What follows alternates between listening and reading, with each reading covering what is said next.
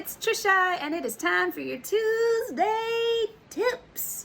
Okay, this week we are going to talk about non-preferred tasks. Yeah, right? So non-preferred tasks, these are the things that we do not want to do. We don't like doing them. They do not bring us joy.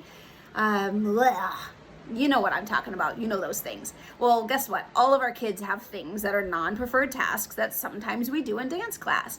And out of just nature, they're not going to want to do those things. Maybe they try to get out of them in some kind of way by exhibiting some kind of behavior, some avoidance behavior.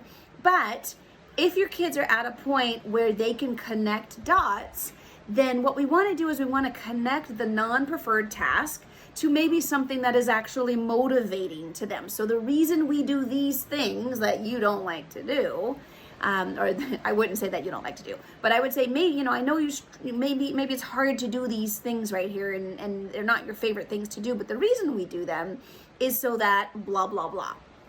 For example, I'll talk about me for a second. I despise cooking. When my husband asked me to marry him, one of the first things I said is, you need to understand that I will not be cooking for us and that you need to be okay with that. And he was. But in 2020, I made a goal of myself. My number one priority was my health. And because of that, I had to start cooking. I still don't like it. It actually physically hurts my back. I was in a car accident. I have 5 herniated discs in my thoracic area. So anything that involves using my hands for an extended period of time in kind of this position physically causes me pain.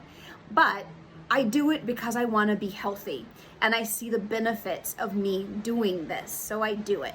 So we have to do the same thing in our class, right? I remember we had one kiddo that he didn't like to lift his arms. He had pretty low muscle tone.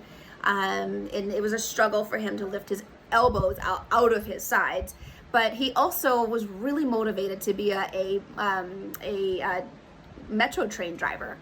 And so one day I was saying, well, if you want to be a metro train driver, then you're going to need pretty strong arms because that's a big train we have to control. And he was like, yeah. And I'm like, do you think it would be a good idea maybe to start working on having strong arms right now so that one day you can drive that train? And he was like, yeah. And so we started working on that.